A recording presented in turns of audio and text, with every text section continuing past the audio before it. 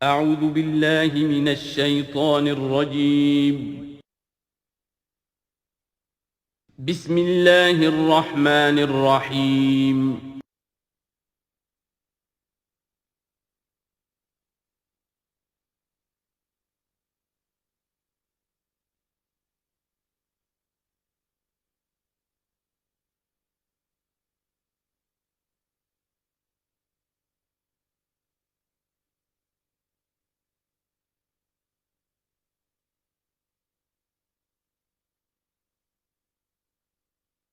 اعوذ باللہ من الشیطان الرجیم بسم اللہ الرحمن الرحیم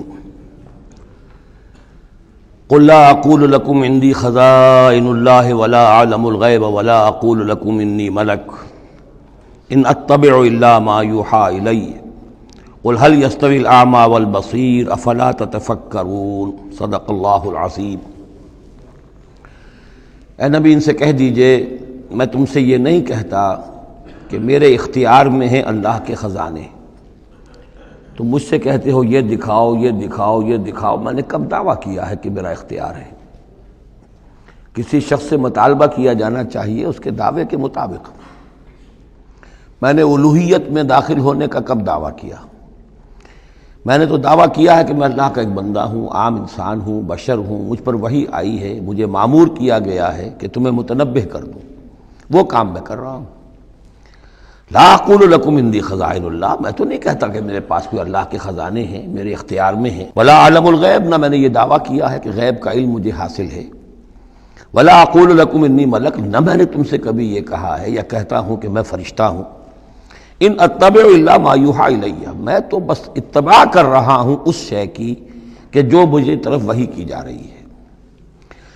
قل هل یستوی الاعمی والبصیر، کہیے تو پھر اب برابر ہو جائیں گے دیکھنے والے اور اندھے؟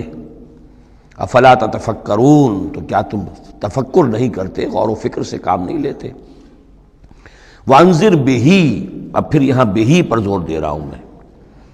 اے نبی اس قرآن کے ذریعے سے خبردار کر دیجئے، آپ کا کام انذار ہے، تبشیر ہے۔ اوپر آ چکا ہے وما نرسل المرسلین الا مبشرین، پہلے آ چکا ہے اوحی الی ھذا القرآن لانذرکم بہ ومن بلغ، یہاں پھر آیا وانذر بہ الذین یخافون ان یحشروا الی ربہم، خبردار کر دیجئے اس کے ذریعے سے ان لوگوں کو کہ جنہیں واقعتاً کچھ خوف ہے کہ وہ اپنے رب کی طرف لے جائے جائیں گے۔ جیسا کہ میں نے آپ کو بتایا تھا کہ ان میں بھی بہت کم لوگ تھے کہ جو بعث بعد الموت کے منکر تھے، وہ یہ کہتے تھے کہ ہاں ہے، قیامت ہے، اٹھیں گے، اپنے رب کے پاس جائیں گے، لیکن وہاں ہمارے چھڑانے والے ہیں، وہ ہمیں بچا لیں گے۔ وانذر بہ الذین یخافون ان یحشروا الی ربہم لیس لہم من دونہ ولی ولا شفیع، ان کے لیے کوئی نہیں ہوگا اللہ کے سوا، نہ کوئی حمایتی نہ سفارش کرنے والا۔ اپنی ان مغالطوں کو رفع کر لیں، ان غلط فہمیوں کو رفع کر لیں۔ لعلہم یتقون، شاید کہ ان میں تقوی پیدا ہو جائے، شاید کہ وہ ڈر جائیں، شاید کہ خوف پیدا ہو جائے۔ ولا تطرد الذین یدعون ربہم بالغداۃ والعشی یریدون وجہہ، اور مت دھتکاریے آپ ان لوگوں کو کہ جو پکارتے ہیں اپنے رب کو صبح و شام اور وہ اس کی چہرے کی طالب ہیں، اس کی رضا کے جویا ہیں۔ یہ اصل میں اشارہ ہو رہا ہے کہ تمام رسولوں کے ساتھ یہ معاملہ ہوا، خاص طور پر حضرت نوح کے ساتھ بھی، کہ جو بڑے بڑے سرداران ہوتے تھے قوم کے، وہ کہتے تھے کہ اے نوح ہم تو تمہارے پاس آنا چاہتے ہیں، سمجھنا چاہتے ہیں بات کیا ہے، لیکن ہم دیکھتے ہیں جب بھی آئیں تمہارے پاس، تمہاری محفل میں بیٹھے ہوتے ہیں ہمارے کمی کاری ملازم گھٹیا لوگ، اب ہماری شایان شان نہیں ہے کہ ہم ان کے ساتھ بیٹھیں۔ یہی بات حضور سے کہتے تھے کہ آپ آتے ہیں آپ کے پاس بات سمجھنے کے لیے، یہ آپ کے گرد جو جمگھٹا لگا رہتا ہے، یہ ہمارے غلام لوگ ہیں، یہ ہمارے جو ہے معاشرے کے پس طبقات ہیں، یہ آپ کے آس پاس ہوتے ہیں، تو پھر ہمارے شایان شان یہ نہیں ہے کہ ہم ان کی موجودگی میں آپ سے بات کریں۔ اس پر جواب دیا جا رہا ہے اے نبی آپ ان کی باتوں سے کوئی اثر نہ لیں، آپ خام خواہ اپنے ان ساتھیوں کو، چاہے وہ غریب ہیں چاہے وہ پس طبقات سے ہیں، لیکن ان کی شان یہ ہے کہ وہ صبح و شام اللہ کو پکارتے ہیں، اللہ سے دعا کرتے ہیں، مناجات کرتے ہیں، تسبیح و تحمید کرتے ہیں، اور وہ اس کے چہرے، اس کے روح انور کے طالب ہیں، وہ اس کی رضا چاہتے ہیں، اس کی خوشی چاہتے ہیں۔ انہوں نے اپنی زندگی جو ہے من یشری نفسہ ابتغاء مرضات اللہ، یہ تو وہ لوگ ہیں جنہوں نے اپنی جانیں جو ہے اللہ کی رضا جوئی کے لیے، اللہ کی رضا حاصل کرنے کے لیے تج دی ہیں۔ ما علیک من حسابہم من شیء، آپ کے ذمے ان کے حساب میں سے کچھ نہیں ہے۔ وما من حسابک علیہم من شیء، اور نہ آپ کا ان کے اوپر آپ کے حساب میں سے کچھ ہے، یعنی یہ کہ یہ تو ہر شخص کو اپنی کمائی کرنی ہے، آپ کے ذمہ آپ کا فرض ہے، آپ کرتے جائیے، جو آپ کے پاس آ رہے ہیں ان کا حساب بھی اللہ لے لے گا، جو آپ کے پاس نہیں آتے ان کا حساب بھی لے لے گا، ہر ایک کو اس کے طرز عمل کے مطابق وہ بدلہ دے دے گا۔ نہ آپ ان کی طرف سے جواب دہ ہیں، نہ یہ آپ کی طرف سے جواب دہ ہیں۔ فَتَطْرُدَهُمْ، تو اگر خدا نہ خواستہ بالفرض آپ ان کے دباؤ میں آ کر اگر انہیں دور کر دیں، اپنے سے دھتکار دیں، فَتَكُونَ مِنَ الظَّالِمِينَ، تو آپ ظالموں میں سے ہو جائیں گے۔ وَكَذَلِكَ فَتَنَّا بَعْضَهُمْ بِبَعْضٍ، اور اسی طرح ہم نے بعض کو بعض کے ذریعے سے آزمایا ہے۔ حق کہہ رہا ہے ایک شخص لیکن ہے مفلس، اب وہ دولت مند جو ہے وہ مسکرائے گا، اس کو دیکھو یہ مجھے سمجھانے آیا ہے، اس کے کپڑے پھٹے ہوئے ہیں، جوتیاں پٹخارتا ہوا آ گیا مجھے سمجھانے کے لیے، اپنی حیثیت کو نہیں پہچانتا۔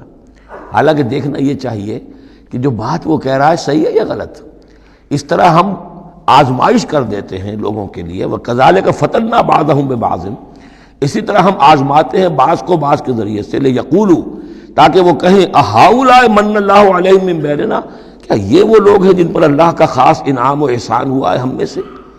اللہ کا احسان ہم پر ہوا ہے، دولت مند ہم ہیں، سردار ہم ہیں، چودراٹیں ہماری ہیں، حویلیاں ہماری ہیں، یہ جو ہیں گرے پڑے طبقات کے لوگ، کیا یہ ہیں کہ جو اللہ کا احسان اور ان کے اوپر اللہ تعالیٰ کا بڑا فضل ہوا ہے؟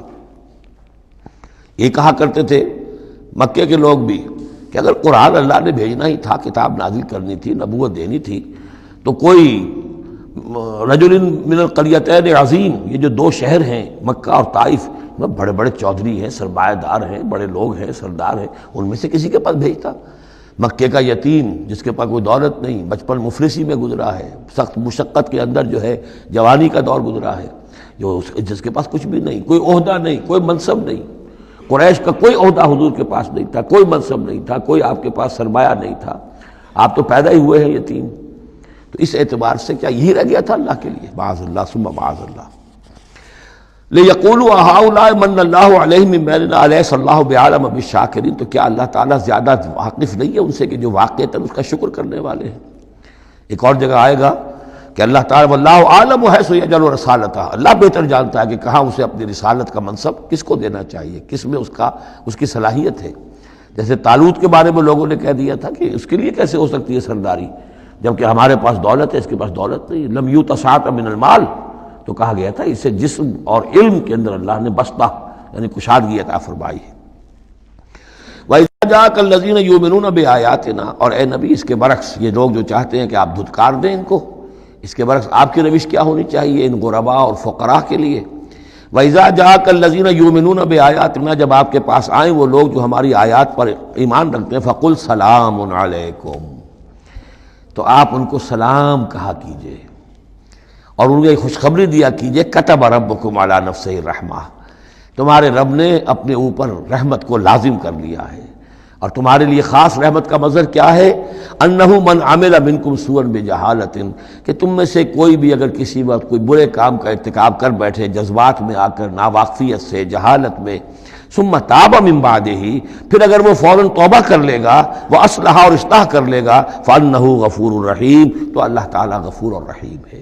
یہ تمہارے لیے مزید خوشخبری ہے، تہنیت اللہ کی طرف سے، قل سلام علیکم کتب ربکم علی نفسہ الرحمہ انہ من عمل منکم سوءا بجہالۃ ثم تاب من بعدہ واصلح فانہ غفور الرحیم۔ وکذالک نفصل الآیات، آگے محذوف ہے لفظ لیتفکروا بہا وَلِتَسْتَبِينَ سَبِيلُ الْمُجْرِمِينَ، اسی طرح ہم اپنی آیات کی تفصیل بیان کرتے ہیں تاکہ یہ لوگ ان پر غور کریں، تفکر کریں، اور جب غور کریں گے، تفکر کریں گے، تو مجرموں کا راستہ ان کے سامنے کھل کر آ جائے گا کہ جس راستے پر ہم جا رہے ہیں وہ واقعتاً مجرموں کا راستہ ہے۔ قُلْ إِنِّي نُهِيتُ أَنْ أَعْبُدَ الَّذِينَ تَدْعُونَ مِن دُونِ اللَّهِ، کہہ دیجئے مجھے تو روک دیا گیا ہے ان کو پوجنے سے کہ جن کو تم پکارتے ہو اللہ کے سوا، یہ لات عزا منات ان کو میں نہیں پکار سکتا، مجھے روک دیا گیا ہے، مجھے تو حکم دیا گیا ہے لا تدعوا مع اللہ احدا، اللہ کے ساتھ کسی اور کو مت پکارو۔ قل لا اتبع اہواءکم، اور کہہ دیجئے ڈنکے کی چوٹ میں تمہاری خواہشات کی پیروی نہیں کر سکتا، قد ضللت اذا، اگر ایسا کروں گا تو میں خود گمراہ ہو جاؤں گا، وما انا من المہتدین، اور پھر نہ رہوں گا میں ہدایت والوں میں۔ قل انی علی بینۃ من ربی، اب اس کو ذرا نوٹ کر دیجئے کہہ دیجئے کہ میں تو اپنے رب کی طرف سے ایک بڑی بینہ پر ہوں، میں جس راستے پر چل رہا ہوں روشن راستہ ہے، میں اس کا باطن بھی جانتا ہوں، اس کی حقیقت بھی مجھ پر منکشف ہے۔ اور یہ بینہ اصل میں کیا ہے، یہ جا کر آگے سورہ ہود میں یہ بات زیادہ کھلے گی کہ بینہ جو ہے وہ ایک عام انسان کے لیے دو چیزوں سے بنتی ہے، فطرت سلیمہ، جیسا کہ میں نے شروع میں عرض کیا تھا آپ سے، فطرت سلیمہ، عقل سلیم، اس سے انسان ایک حد تک آ گیا، پھر اللہ کی وحی جو آئی اس نے تصدیق کر دی، یہ بینہ بن گیا۔ اب اسی معنی میں پھر رسول اور پھر اللہ کی وحی مل کر بینہ بن جاتے ہیں، وہ لوگوں کے حق میں بینہ، اور خود اپنے حق میں بینہ کیا ہے، آپ کی اپنی فطرت سلیمہ، عقل سلیم، اور اس پر پھر وحی کی توثیق، وحی نے آ کر ان کو اجاگر کر دیا، ان حقائق کو جن تک آپ اپنی عقل سلیم اور فطرت سلیمہ کی رہنمائی میں پہنچ چکے تھے۔ قل انی علی بینۃ من ربی، کہہ دیجئے میں کوئی اندھیرے میں ٹامک ٹوئیاں نہیں مار رہا ہوں، تم جو مجھ سے مطالبے کر رہے ہو، مجھ پر دباؤ ڈال رہے ہو، میں تو اپنے رب کی طرف سے بینہ پر ہوں۔ وَكَذَّبْتُمْ بِهِ، تم نے اسے جھٹلا دیا ہے، مَا عِندِي مَا تَسْتَعْجِلُونَ بِهِ، میرے پاس وہ شے موجود نہیں ہے جس کی تم جلدی مچا رہے ہو۔ وہ جلدی مچاتے تھے، لے آئیے عذاب، بہت سن چکے ہم، کان پک گئے سن سن کر ہمارے، عذاب آئے گا، عذاب آئے گا، عذاب، کہاں ہے وہ عذاب، کہاں رکا ہوا ہے، 10 برس ہو گئے، میرے پاس نہیں ہے، میرے اختیار میں نہیں ہے۔ وہ عذاب بھی آئے گا، اللہ کے فیصلے سے آئے گا، جب وہ چاہے گا آئے گا۔ ما عندی ما تستعجلون بھی، جس چیز کی تم جلدی مچا رہے ہو وہ میرے اختیار میں نہیں ہے۔ ان الحکم الا للہ، فیصلے کا اختیار کلیتاً اللہ کے ہاتھ میں ہے۔ یقص الحق، وہ حق بات بیان کر دیتا ہے، وہ خیر الفاصلین، اور وہ سب سے اچھا فیصلہ کرنے والا ہے۔ قل لو ان عندی ما تستعجلون بہ، اب اس میں وہ تلخی جو ہے وہ ظاہر ہو رہی ہے کہ تم جو تنگ آ گئے ہو میری باتیں سن سن کر، میرے اندر بھی تمہاری جانب سے بیزاری پیدا ہو چکی ہے۔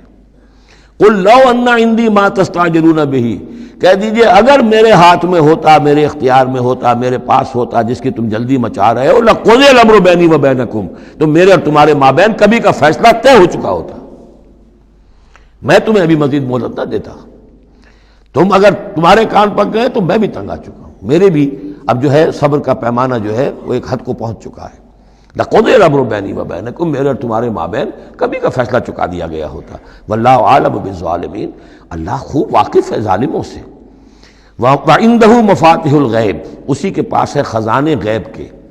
یہ مفاتح جو یہاں جمع آیا ہے تو مفتاح کہتے ہیں کنجی کو، اس کی جمع بھی ہے، اور مفتاح کہتے ہیں اس کو جس سے کھولا گیا، یعنی خزانہ، یہاں پر مفتاح کی جمع ہے یہ مفاتح۔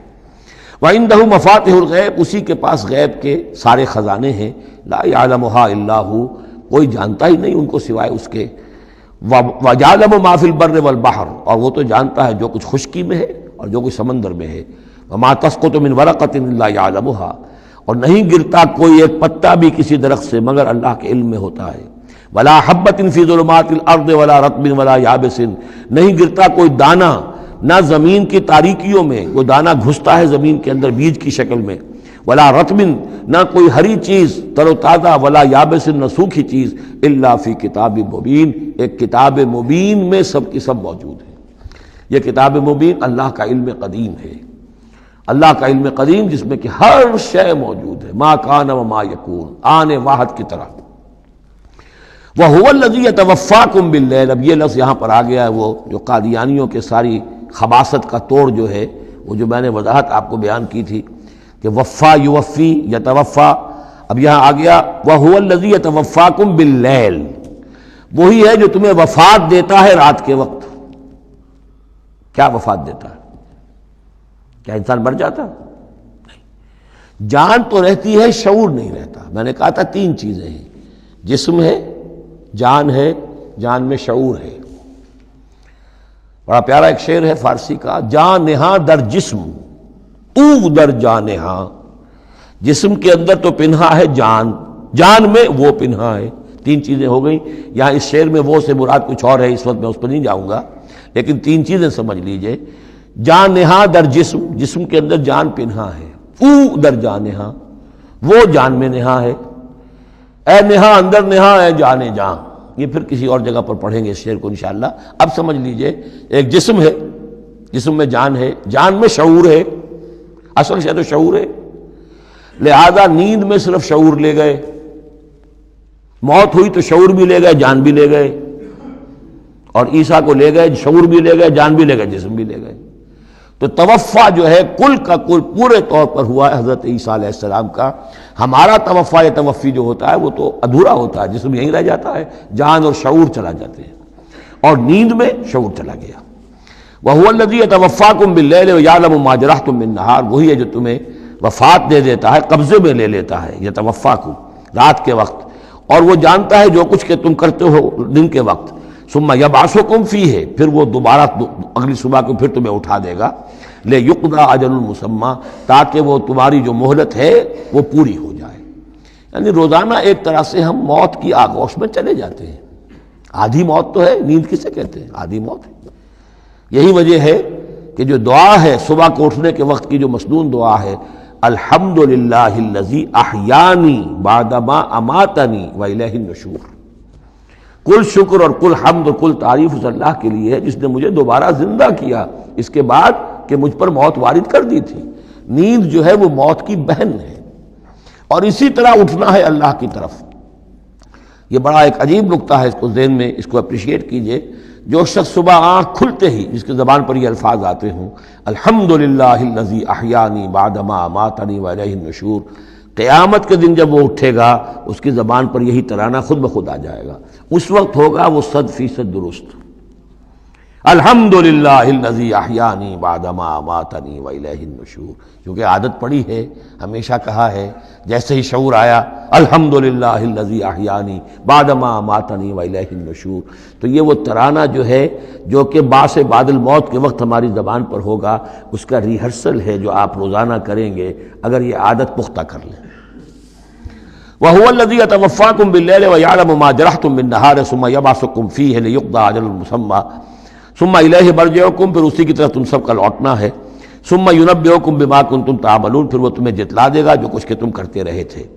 وَهُوَ الْقَاهِرُ فَوْقَ عِبَادِهِ، اور وہ اپنے بندوں پر، یہ لفظ کئی مرتبہ آیا ہے اس صورت کے اندر، اللہ پوری طرح غالب ہے، قابو یافتہ ہے اپنے بندوں پر۔ وَيُرْسِلُ عَلَيْكُمْ حَفَظًا، اور وہ تم پر نگہبان بھیجتا رہتا ہے۔ ہر انسان کے ساتھ فرشتے باڈی گارڈ کی حیثیت سے موجود ہیں، اس لیے کہ جب تک اللہ نے اجل معین رکھی ہوئی ہے اس وقت تک تو زندہ رکھنا ہے۔ وہ زندہ رکھنے کے لیے حفظہ، حفاظت کرنے والے نگہبان، وہ جو میں نے ایک دفعہ پہلے بھی کہا تھا، بسا اوقات تو محسوس ہوتا ہے کہ جیسے گاڑی ایسے سناٹے سے آپ کے ساتھ سے گزری ہے کہ معلوم ہوتا ہے کسی نے ہاتھ دے کر آپ کو بچایا، ورنہ بچنے کا کوئی امکان نہیں تھا۔ تو کوئی ہے، جب معلوم ہے کہ ابھی اس کی موت کا وقت نہیں آیا تو بچانے والے فرشتے ہمارے ساتھ ہوتے ہیں۔ حتیٰ اذا جاء احدکم الموت، یہاں تک کہ جب تم میں سے کسی کی موت کا وقت آتا ہے، توفتہ رسلنا، اب یا پھر توفا آ گیا، اب یہاں پہ شعور اور جان دونوں جائے گا۔ توفتہ رسلنا، تو ہمارے بھیجے ہوئے فرشتے جو ہیں وہ اس کو قبضے میں لے لیتے ہیں، وہم لا یفرطون، اور اس میں کوئی کمی نہیں کرتے، کوئی کوتاہی نہیں کرتے، جو حکم آیا اور جب آیا۔ ثم ردوا الی اللہ مولاہم الحق، پھر وہ لوٹا دیے جاتے ہیں اب اللہ کی طرف جو ان کا مولا ہے برحق، سچا۔ الا لہ الحکم، آگاہ ہو جاؤ، فیصلے کا اختیار اسی کے ہاتھ میں ہے، حاکمیت اسی کی ہے۔ ان الحکم الا للہ، یہ دوسری مرتبہ آیا یہاں۔ وہو اسرع الحاسبین، اور وہ حساب کرنے والوں میں سب سے بڑھ کر تیز ہے، یعنی اسے دیر نہیں لگے گی۔ اس کے کمپیوٹرز جو ہیں وہ کوئی بہت ہی سپر کمپیوٹر جن کا ہم تصور بھی نہیں کر سکتے۔ قل من ینجیکم من ظلمات البر والبحر تدعونہ تضرعا وخفیا، ان سے پوچھئے کون تمہیں نجات دیتا ہے اندھیروں میں سے، وہ تاریکی کے ہوں یا سمندر کے۔ سمندر میں گھپ اندھیرا ہے، کشتی چل رہی ہے، کچھ نظر نہیں آ رہا ہے، اوپر بادل بھی ہیں، اب اس وقت انسان کو کچھ نہیں سوچتا، ہاتھ کو ہاتھ سجھائی نہیں دے رہا، کون تمہیں پھر بھی بچاتا ہے وہاں؟ من ینجیکم۔ اسی طرح کوئی قافلہ ہے، بھٹک گیا ہے، اندھیری شب ہے، جدا اپنے قافلے سے ہے تو اب یہ کہ اندھیرے کے اندر بھٹک رہا ہے، نہ دائیں کا نہ بائیں کا پتہ نہیں، ہر درخت معلوم ہوتا ہے کوئی آسیب ہے، کوئی بھوت ہے جنہیں چلا آ رہا ہے، پھر بھی اللہ بچاتا ہے تمہیں۔ من ینجیکم من ظلمات البر والبحر تدعونہ تضرعا وخفیا، اس وقت تو تم پکارتے ہو اللہ کو بہت ہی گڑ گڑاتے ہوئے اور دل ہی دل میں خفیہ خفیہ، اے اللہ بچا دے، اے اللہ اس وقت کو راستہ بنا دے، کوئی دستگیری ہو جائے، کسی طرف سے روشنی ہو جائے۔ لئن انجانا من ہذہ، اور کہتے ہو تم دل میں اگر اللہ نے ہم کو اس سے بچا لیا، نجات دے دی لنکونن من الشاکرین، پھر تو اب باقی زندگی تو بالکل اللہ کے شکر گزار بندے بن کر ہم گزار دیں گے۔ قل اللہ ینجیکم منہا، اللہ تعالیٰ پھر نجات دیتا ہے تمہیں اس سے، ومن کل کرب، اور ہر کرب سے، ہر تکلیف سے، ثم انتم تشرکون، پھر اس کے بعد تم آ کے پھر شرک شروع کر دیتے ہو، پھر تمہیں اپنی دیویاں دیوتا، اپنے آلہہ، اپنے چودھری، اپنے سردار یاد آ جاتے ہیں۔ قل هو القادر على ان يبعث عليكم عذابا من فوقكم، یہ آیت جو ہے یہ بہت اہم ہے کہ عذاب الہی کی کئی قسمیں ہیں، 3 قسمیں یہاں بیان ہوئی ہیں۔ کہہ دیجئے وہ قادر ہے اس پر کہ تم پر بھیج دے کوئی عذاب من فوقکم، تمہارے اوپر سے، آسمان کا ٹکڑا گر جائے، کوئی میٹیورائٹ گر جائے، جو بعض خبریں آتی رہتی ہیں کوئی آ رہا ہے، لیکن یہ کہ وہ پھر تحلیل ہو جاتا ہے کہیں، جو بھی اوزون لیئر ہے یا کچھ اور ہے، بچت ہے، لیکن یہ کہ اگر اللہ چاہے تو جہاں آسمان پر سے کوئی عذاب بھیج دے آپ کے اوپر، او من تحت ارجلکم، یا آپ کے قدموں کے نیچے سے، زمین پھٹ جائے، شق ہو جائے، زلزلہ آئے، زمین دھنس جائے، یہ بھی ہوتا ہے، خسف ہوں گے، قیامت سے پہلے بڑے بڑے 3 خسف ہونے ہیں جن کی خبر دی گئی ہے احادیث کے اندر، بڑے بڑے ٹکڑے زمین کے دھنس جائیں گے اندر۔ قل هو القادر على ان يبعث عليكم عذابا من فوقكم او من تحت ارجلكم، یہ 2 شکلیں ہو گئی، اوپر سے یا قدموں کے نیچے سے، او يلبسكم شيعا، یا تمہیں گروہوں میں تقسیم کر دے، ويذيق بعضكم بعض بعض، اور ایک کی طاقت کا مزہ دوسرے کو چکھائے۔ اب لڑو آپس میں، پرانے اور نئے سندھی لڑو آپس میں، پنجابی اور اردو بولنے والے لڑو، اور بلوچ اور پختون لڑو، مارو ایک دوسرے کو۔ اللہ تعالیٰ کو نہ آسمان کو تکلیف دینے کی ضرورت کہ اس کا کوئی ٹکڑا گرائے، نہ زمین کو کوئی مشقت دینے کی کہ وہ پھٹے، کوئی ضرورت نہیں، آپس میں تقسیم ہو جاؤ گے، گروہ بندی ہو جائے گی، شیعہ سنی کو مارے اور سنی شیعہ کو مارے۔ یہ جو ہے یہ عذاب الہی کی بدترین شکل ہے جو آج مسلمانان نے پاکستان پر مسلط ہے۔ وہ کبھی ایک قوم ہوتے تھے، ہندو کا جب مقابلہ تھا ایک قوم تھے، اور اب وہ قوم جو ہے قومیتوں میں، عصبیتوں میں تحلیل ہو جائے۔ انظر کیف نصرف الآیات لعلہم یفقہون، دیکھو کیسے ہم اپنی آیات کی تصریف کرتے ہیں، تصریف کہتے ہیں آیات کو گھمانا، ایک ہی بات کو اسلوب بدل بدل کر، انداز بدل بدل کر، ترتیب بدل بدل کر لانا، ایک پھول کا مضمون ہو تو 100 رنگ سے باندھو۔ وَكَذَّبَ بِهِ قَوْمُكَ وَهُوَ الْحَقُّ، اور اے نبی آپ کی قوم نے اسے جھٹلا دیا، بہی مراد قرآن، یعنی میں نے عرض کیا کہ اس صورت کا یہ عمود، حصی معجزہ کوئی نہیں دکھائیں گے، اصل معجزہ محمد کا یہ قرآن ہے صلی اللہ علیہ وسلم، اسی لیے بہی بہی بہی اس کی تکرار اس میں کثرت سے ملے گی۔ وَكَذَّبَ بِهِ قَوْمُكَ وَهُوَ الْحَقُّ، یہ قرآن الحق ہے، لیکن اے نبی آپ کی قوم نے اس کو جھٹلا دیا ہے۔ قُلْ لَسْتُ عَلَيْكُمْ بِوَكِيلٍ، ان سے کہہ دیجئے میں اب تمہارا ذمہ دار نہیں ہوں، اب میں نہیں کہہ سکتا کہ کب اللہ کے عذاب کا بند جو ہے وہ کھل جائے اور تمہارے اوپر وہ عذاب ہلاکت جو ہے وہ آ جائے۔ لِكُلٍّ نَبَأٌ مُسْتَقَرٌّ، كُلُّ نَبَأٍ مُسْتَقَرٌ، ہر خبر، ہر بڑی بات کے لیے وقت معین ہے، فَسَوْفَ تَعْلَمُونَ، میں نہیں کہہ سکتا، جیسے کہ سورہ انبیاء میں فرمایا وَإِنْ أَدْرِيَ قَرِيبٌ أَمْ بَعِيدٌ مَا تُوعَدُونَ، میں یہ نہیں جانتا کہ جس کی تمہیں دھمکی دی جا رہی ہے وہ قریب آ چکا یا دور ہے، ٹائم ٹیبل اللہ کے علم میں ہے، لیکن یہ میں جانتا ہوں کہ اگر تمہاری روش یہی رہی تو عذاب آ کر رہے گا۔ بسوف تعلمون، اور عنقریب تمہیں معلوم ہو جائے گا۔ وَإِذَا رَأَيْتَ الَّذِينَ يَخُوضُونَ فِي آيَاتِنَا، یہ وہ آیت آ گئی جس کا حوالہ سورہ نساء کی آیت نمبر 140 میں آیا تھا کہ تمہیں پہلے ہدایت دی گئی تھی کہ جب تم لوگوں کو دیکھو کہ وہ ہماری آیات کا استہزاء کر رہے ہیں، تمسخر کر رہے ہیں، تو ان کے پاس بیٹھو مت، اٹھ کر چلے جاؤ، کم سے کم یہ کہ ایک پروٹیسٹ میں واک آؤٹ تو وہاں سے ہو جائے۔ وَإِذَا رَأَيْتَ الَّذِينَ يَخُوضُونَ فِي آيَاتِنَا، اور جب تم دیکھو لوگوں کو کہ وہ ہماری آیات میں خوض، مین میخ نکال رہے ہیں۔ دیکھیے اردو میں ہم ایک لفظ بولتے ہیں غور و خوض، بڑا غور و خوض ہو رہا ہے، بہت غور و خوض کے بعد میں اس نتیجے پر پہنچا ہوں۔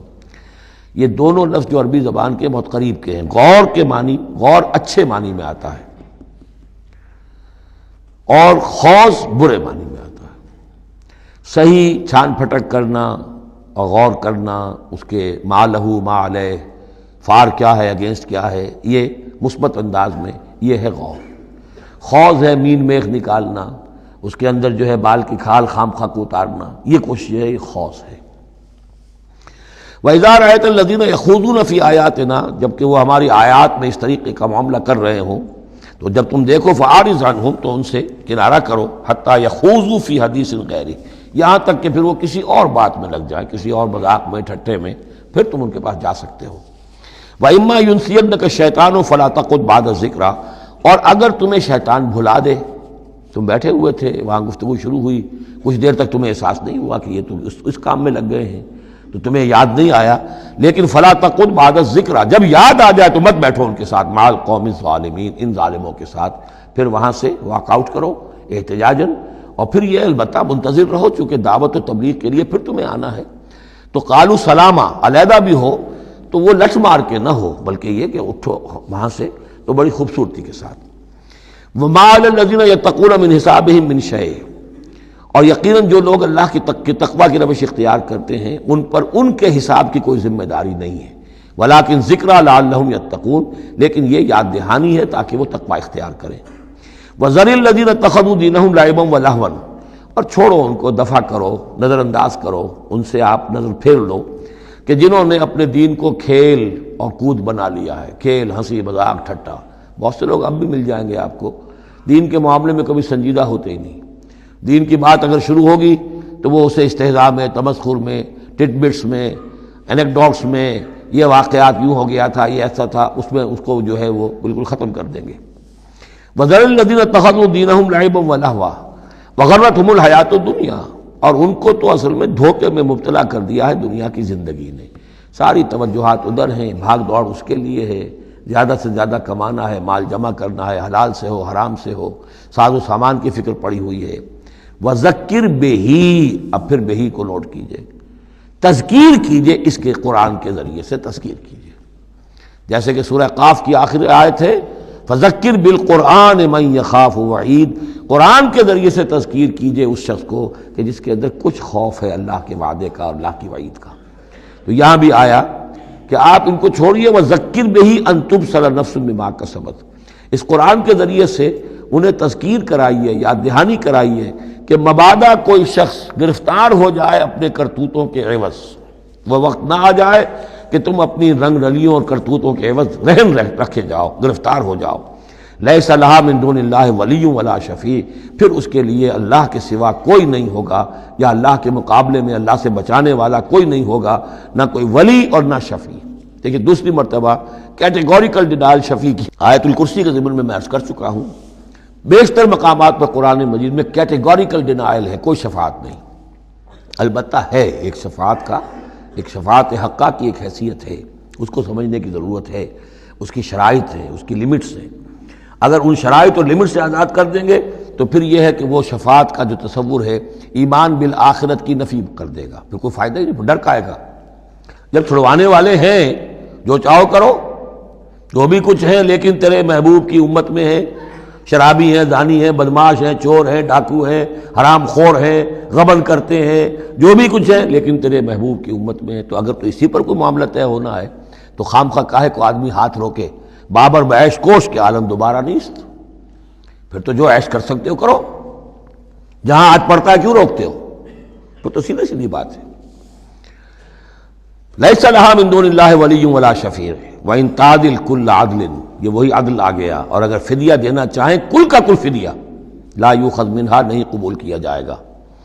واتقوا یوما لا تجزی نفس عن نفس شیئا ولا یقبل منہا شفاعۃ ولا یؤخذ منہا عدل ولا هم ینصرون، جو یہ 2 مرتبہ سورہ بقرہ میں آ چکا ہے۔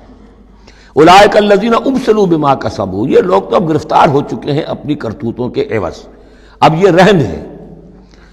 لہم شراب من حمیم، ان کے لیے تو ہے پینے کے لیے تو کھولتا ہوا پانی، وعذاب علیم بما کانوا یکفرون، اور دردناک عذاب ہوگا ان کے کفر کی پاداش میں۔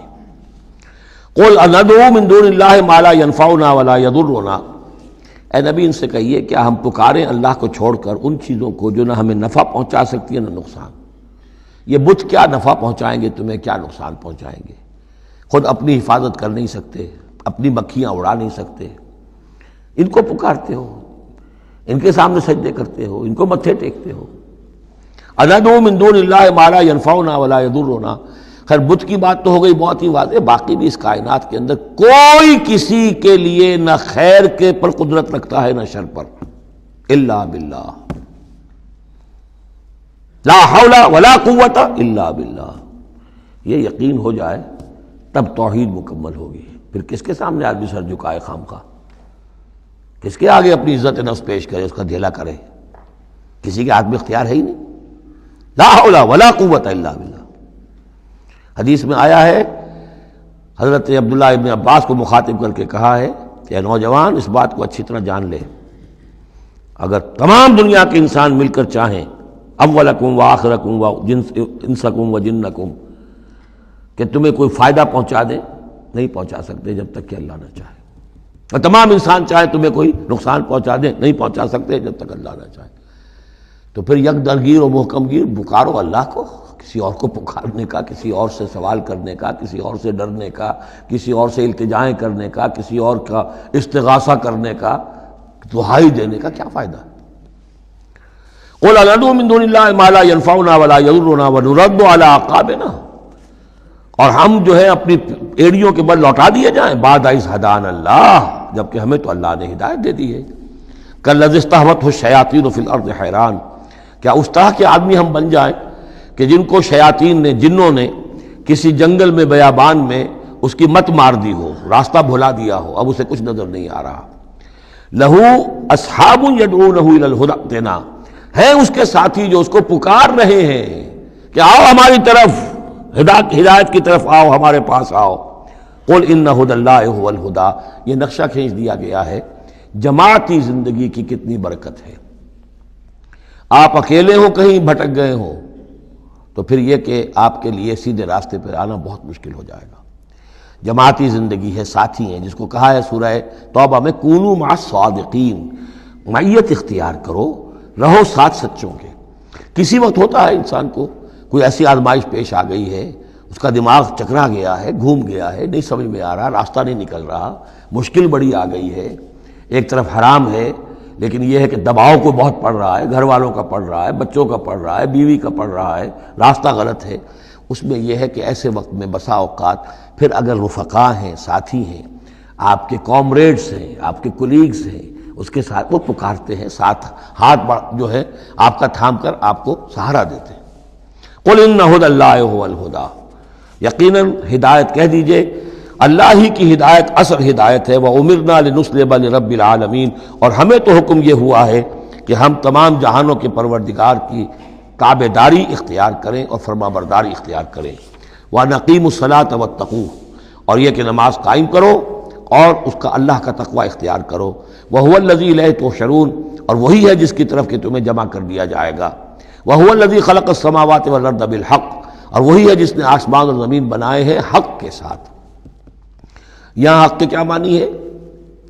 ود اے پرپس، یہ بیکار نہیں ہے. ربنا ما خلقت ھذا باطلا، اے رب ہمارے تو نے یہ سب باطل نہیں بنایا، بیکار نہیں بنایا، بے مقصد نہیں بنایا.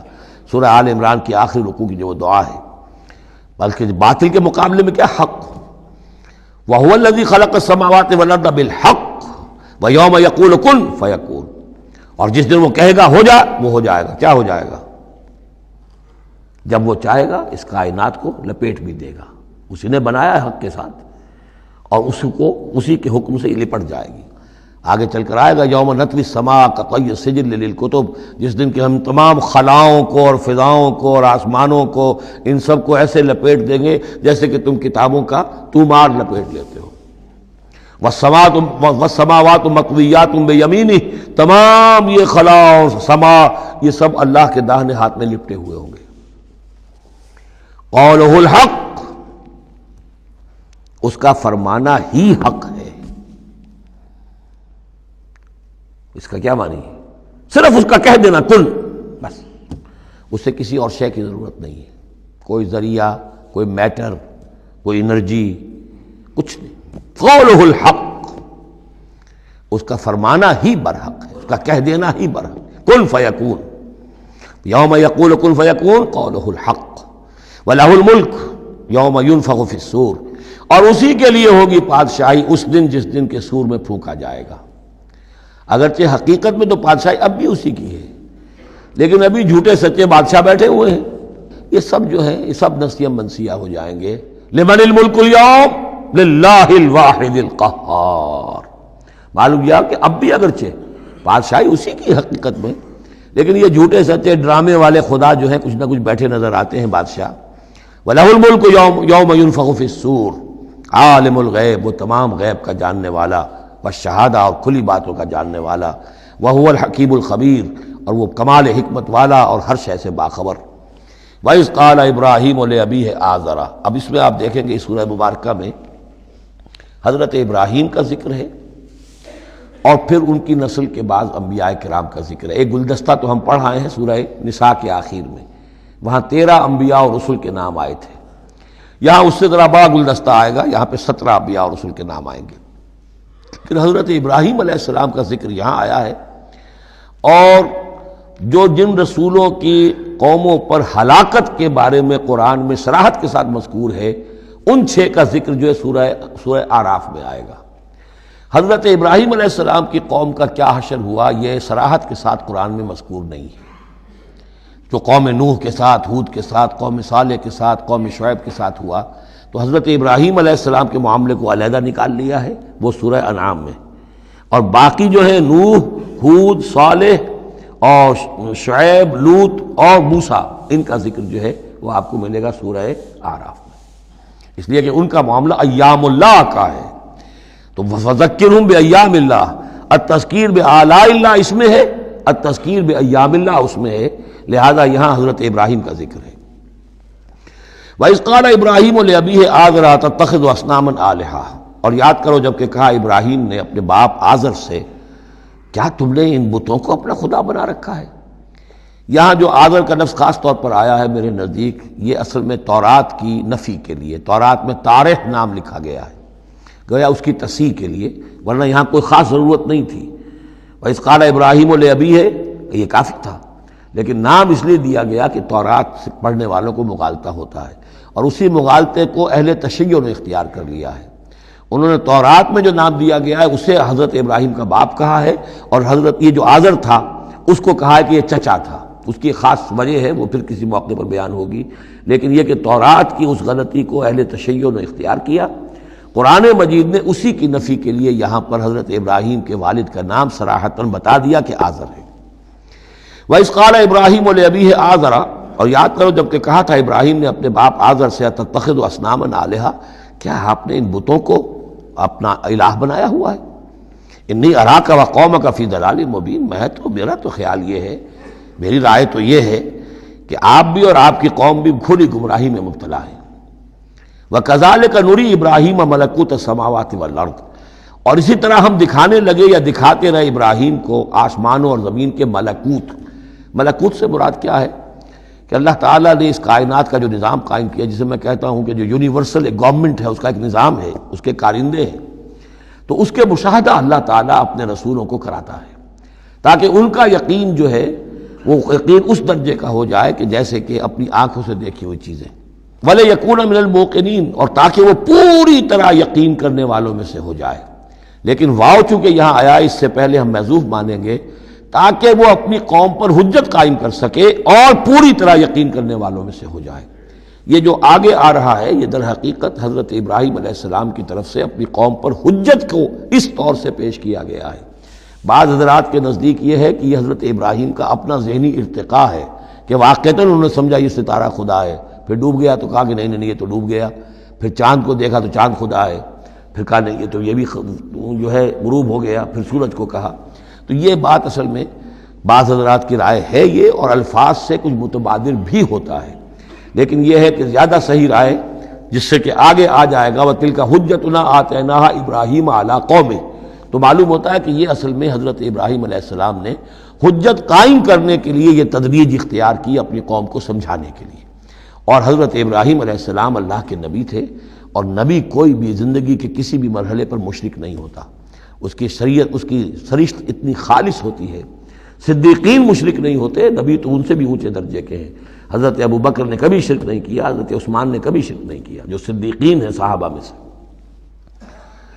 وَكَذَلِكَ نُرِي إِبْرَاهِيمَ مَلَكُوتَ السَّمَاوَاتِ وَالْأَرْضِ وَلِيَكُونَ مِنَ الْمُوقِنِينَ فَلَمَّا جَنَّ عَلَيْهِ اللَّيْلُ، جب ان پر رات جو ہے اس نے تاریکی کر دی، رَأَىٰ كَوْكَبًا، انہوں نے دیکھا ایک چمکدار ستارے کو، قَالَ هَٰذَا رَبِّي، انہوں نے کہا یہ میرا رب ہے، یہ گویا کہ کہنے کیا، ہاں یہ میرا رب ہے، اب یہ سوالیہ انداز بھی ہو سکتا ہے، پھر سائن آف ایکسکلیمیشن ہو سکتا ہے کہ لوگوں کو کہنے کے لیے کہ یہ رب ہے، یہ انٹروگیشن کا بھی ہو سکتا ہے۔ ھذا ربی فلما افل قال لا احب الافلین، جب وہ ڈوب گیا تو کہا بھائی یہ ڈوب جانے والی شے تو پھر میں تو پسند نہیں کر سکتا کہ میں اس کو اپنا خدا مان لوں۔ یہ قوم جو تھی ستارہ پرست بھی تھی، بت پرست بھی تھی، ستارہ پرست بھی تھی، اور نمبر 3 شاہ پرست بھی تھی۔ تینوں قسم کے شرک اس قوم میں موجود تھے کہ جس میں حضرت ابراہیم بھیجے گئے۔ یہ بیبیلونیا یا عراق، آج کا عراق، سابق بیبیلونیا، اس کا ایک شہر اس شہر کے بھی اب کھنڈرات نکل آئے ہیں، کھدائیاں ہو چکی ہیں۔ شہر میں پیدا ہوئے ہیں، پھر وہاں سے ہجرت کر کے فلسطین گئے ہیں، اور پھر حضرت اسماعیل کو آباد کیا ہے حجاز میں، اور اپنے بیٹے حضرت اسحاق کو آباد کیا ہے فلسطین میں۔ تو یہ ان کے ذہن میں رکھیے۔ اور اس وقت عراق میں یہ شرک جو ہے گھٹا ٹوپ اندھیرے تھے کہ ان کے ہاں بت پرستی بھی تھی، ستارہ پرستی بھی تھی، اور تیسرے یہ کہ بادشاہ بھی نمرود جو تھا وہ یہ کہتا تھا کہ میں خدا ہوں۔ اس کا مکالمہ جو ہے جو اس نے کیا تھا محاجہ حضرت ابراہیم سے، وہ سورہ بقرہ میں ہم پڑھ چکے ہیں۔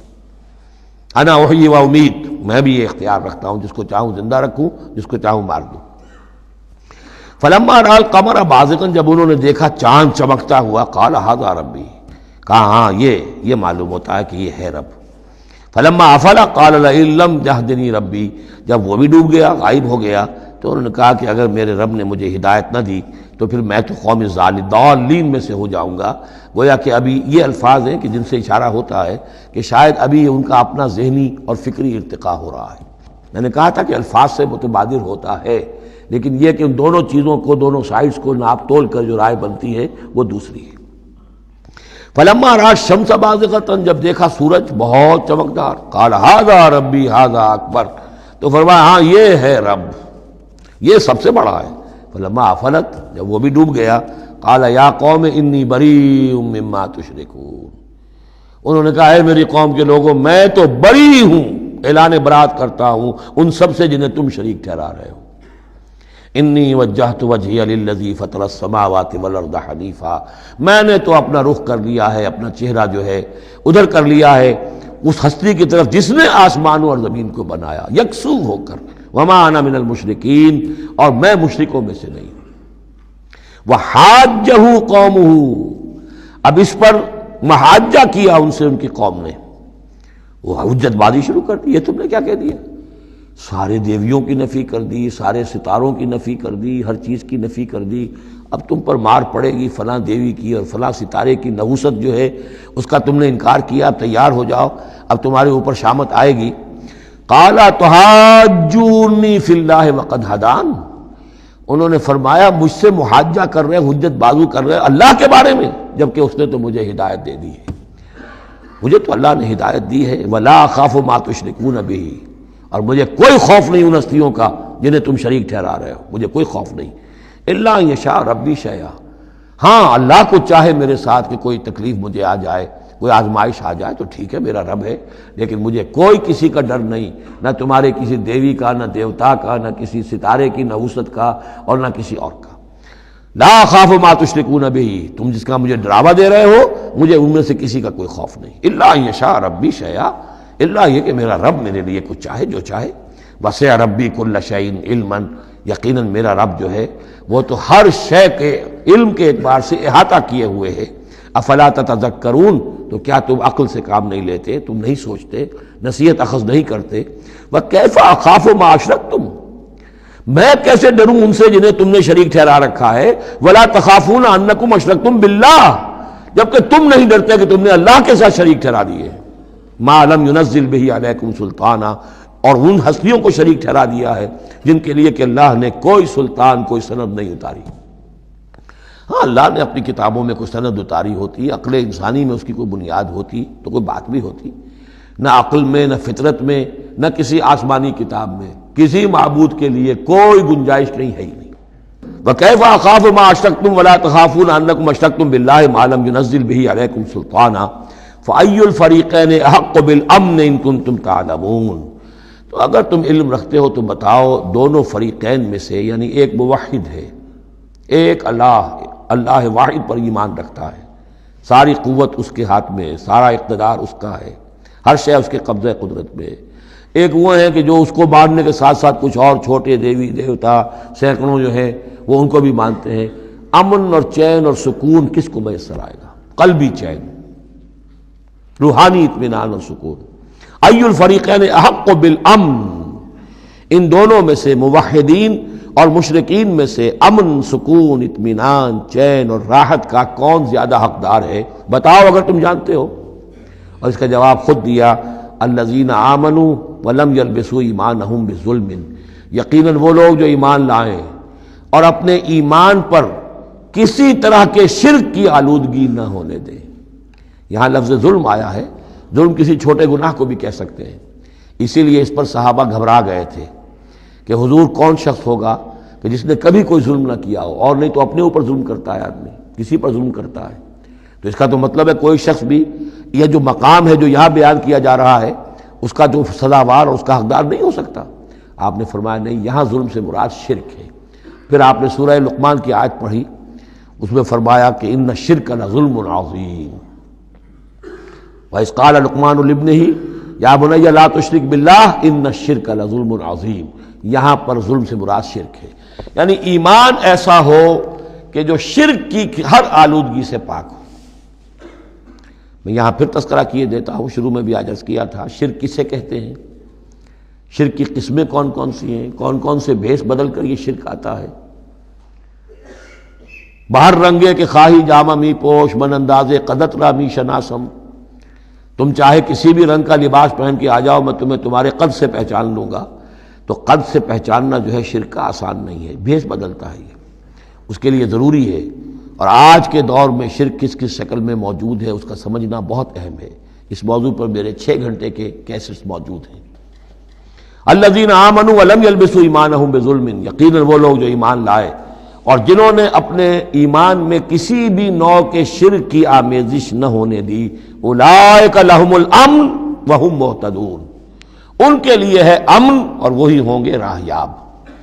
یہ امن اور ایمان اور اسلام اور سلامتی کا جو آپس میں تعلق ہے لفظی اعتبار سے، وہ اس دعا میں بہت نمایاں ہو جاتا ہے کہ جو حضور ہر نیا جو چاند دیکھتے تھے ہر مہینے کا تو دعا مانگتے تھے، اللہم اہلہ علینا بالامن والایمان والسلامت والاسلام، اے اللہ یہ مہینہ جو شروع ہو رہا ہے اس نئے چاند کے ساتھ، ہلال کے ساتھ، اسے ہم پر طلوع فرما امن اور ایمان کے ساتھ اور سلامتی اور اسلام کے ساتھ۔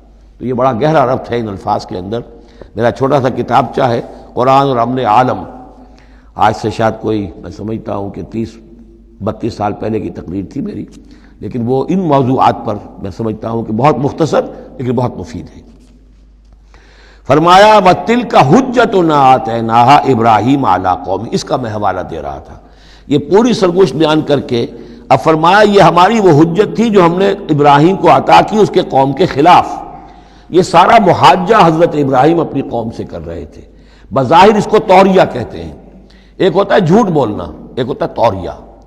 توریہ یہ ہے کہ آپ کہیں کوئی بات ایسی کہ جو جھوٹ تو نہیں ہے لیکن جس سے سننے والا مغالطے میں مبتلا ہو جائے۔ مثلا حضرت شیخ الہند رحمۃ اللہ علیہ کا واقعہ ہے، جس زمانے میں ان کے وارنٹ نکلے ہوئے تھے اور وہ حرمین شریفین میں تھے، مکہ مکرمہ میں تھے، وارنٹ نکلا ہوا ہے اور شریف حسین والی مکہ جو ہے اس کے سپاہی ڈھونڈتے پھر رہے ہیں کہ کہاں ہے وہ مولوی ہندوستانی جو ہے جو باغی ہے انگریزوں کا، اس کو پکڑا جائے۔ اب یہ ایک جگہ پر یہ کہیں کھڑے ہوئے تھے تو ایک شرطے نے آ کر جو وہاں کا سپاہی تھا پوچھا ان کے بارے میں محمود الحسن کو جانتے ہو؟ کہ جی ہاں جانتا ہوں۔ وہ کہاں ہے؟ محمود الحسن کہاں ہے؟ تھوڑا سا 2 قدم پیچھے ہٹ کے کہا ابھی یہیں تھے۔ جھوٹ تو نہیں بولا نا، 2 قدم پیچھے ہٹ کر کہا ابھی یہیں تھے، بالکل سچ بولا۔ اس نے سمجھا ابھی یہیں تھے، دوڑا ادھر دوڑ گیا، اپنے نکل گئے۔ اس کا نام ہے توریہ۔ یہ جھوٹ بھی نہیں ہے لیکن یہ کہ سننے والے کو مغالطہ بھی ہو گیا۔ اصل میں حضرت ابراہیم علیہ السلام کے کلام میں یہ توریہ کا انداز جو ہے وہ بہت ہے، تاکہ لوگوں کو، جیسے جب بتوں کو سب کو توڑ دیا تو کہا کہ اس نے توڑا ہوگا، یہ جو بڑا ہے، جو صحیح سالم کھڑا ہوا ہے بڑا بت، اور تیشہ بھی جو ہے جس سے توڑا تھا سب کو وہ اس کی گردن میں لگا دیا کہ یہ جو ہے جو آلہ ہے، آلہ واردات بھی اسی کے پاس سے برآمد ہو رہا ہے، اور یہ سالم ہے، باقی سب ٹوٹ گئے ہیں، تو قرائن کی شہادت بھی ہے کہ یہی ہے، پکڑو اس کو۔ تو یہ ہوتا ہے ان کو سمجھانے کے لیے کہ وہ سوچیں، دروں بینی پر آمادہ ہو جائیں۔ تو یہ ہے میرے نزدیک ان آیات کا محل یہ ہے۔ وَتِلْكَ حُجَّتُنَا آتَيْنَاهَا إِبْرَاهِيمَ عَلَىٰ قَوْمِهِ، اور یہ ہماری وہ دلیل تھی جو ہم نے عطا فرمائی ابراہیم کو اس کی قوم کے خلاف۔ نرفع درجات من نشاء، ہم بلند کرتے ہیں درجے جن کے چاہتے ہیں۔ اب ظاہر بات ہے یہاں کہنے کا مقصد یہ ہم نے ابراہیم کے درجے بہت بلند کیے۔ ان ربک حکیم علیم، یقیناً تیرا رب حکیم اور علیم ہے۔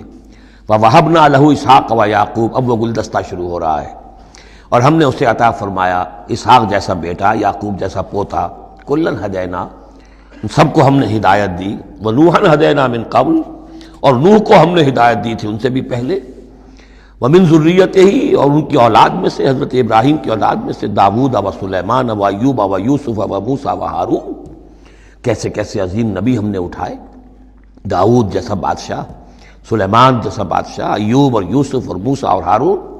وَكَذَلِكَ نَجْزِي الْمُحْسِنِينَ، اسی طرح ہم بدلہ دیتے ہیں محسنین کو۔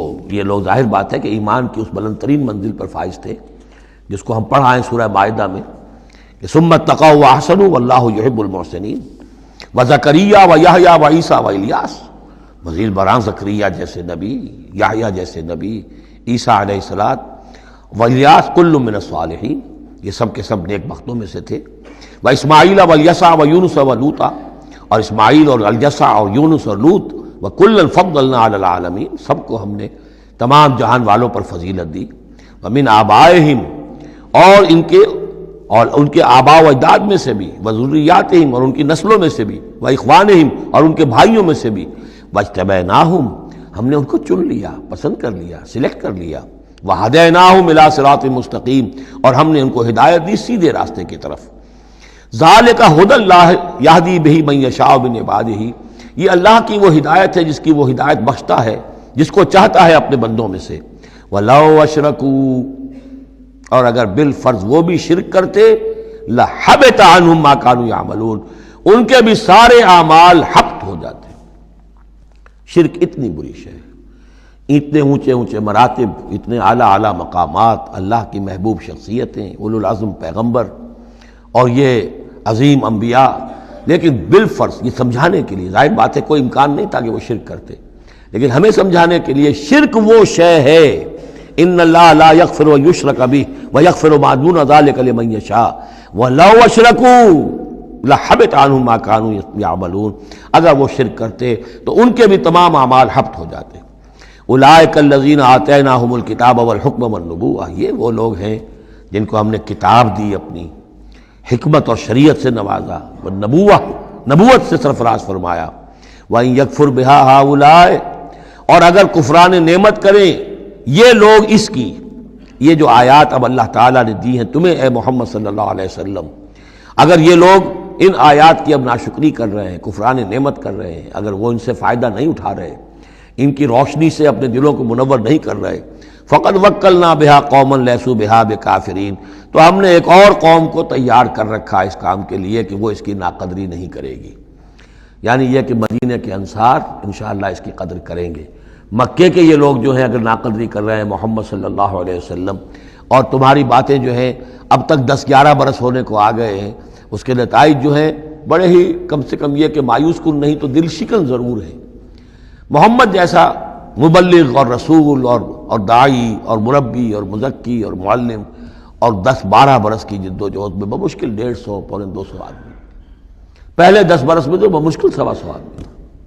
تو یہ ہے کہ اس اعتبار سے فَإِن يَكْفُرْ بِهَا هَؤُلَاءِ، اگر یہ لوگ کفران نعمت کر رہے ہیں ان کا، فقد وکلنا بہا، تو ہم نے کچھ مقرر کر دیے ہیں کچھ اور لوگ، قومن، ایک ایسی قوم، لیسوا بہا بکافرین، جو ان کی شاید جو اس کی ناشکری نہیں کریں گے۔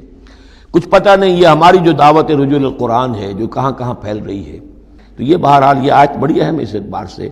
آج کے دور میں خاص طور پر یہ ہے کہ کوئی مایوسی انسان کو ہونی نہیں چاہیے، ہمیں تو پتہ بھی نہیں ہے کہ کہاں کہاں یہ بات پھیل رہی ہے، ممکن ہی نہیں ہے مجھے معلوم ہو کہ میرے کیسٹ کہاں کہاں پہنچ گئے۔ وہ تو جہاں کہیں بھی جاتا ہوں، دیکھتا ہوں، سنتا ہوں، کوئی کہتا ہے میرے پاس 300 کیسٹ آپ کے ہیں، کوئی کو ملتا ہے میرے پاس اتنے کیسٹ آپ کے ہیں، میں سنتا ہوں۔ تو اب یہ دعوت پھیل رہی ہے، اب یہ میں نہیں کہہ سکتا کہ کس جگہ پر یہ جڑ پکڑے زمین کے اندر، اور یہ انقلابی دعوت جو ہے قرآن کی وہ وہاں ایک تناور درخت بنے، ایک تحریک زبردست انقلابی اٹھے۔ فَإِن يَكْفُرْ بِهَا هَؤُلَاءِ فَقَدْ وَكَّلْنَا بِهَا قَوْمًا لَيْسُوا بِهَا بِكَافِرِينَ۔ اگر یہ اس کی ناقدری کر رہے ہیں تو اے نبی آپ آزردہ خاطر نہ ہو، ہم نے ایک اور قوم کو تیار کر لیا ہے کہ وہ اس کی ناقدری نہیں کریں گے۔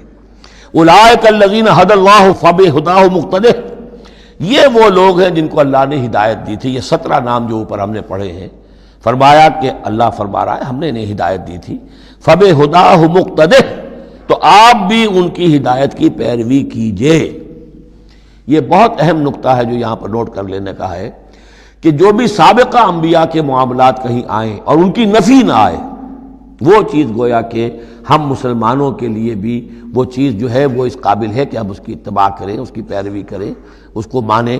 چنانچہ اسی اعتبار سے یہ رجم اور قتل مرتد، یہ 2 سزائیں جو ہیں یہ ہمارے ہاں اہل سنت نے اور تمام مسلمانوں نے یہ لی ہے کہ رجم کی سزا قرآن میں نہیں ہے، یہ سابق شریعت کی سزا ہے جس کو حضور نے برقرار رکھا ہے۔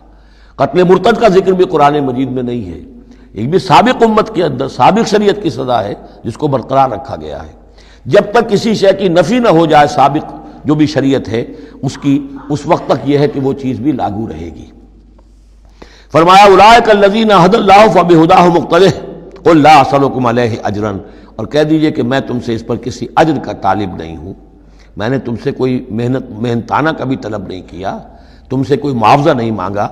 ان ہوا الا ذکریٰ للعالمین، یہ نہیں ہے مگر تمام جہان والوں کے لیے یاد دہانی ہے، نصیحت ہے۔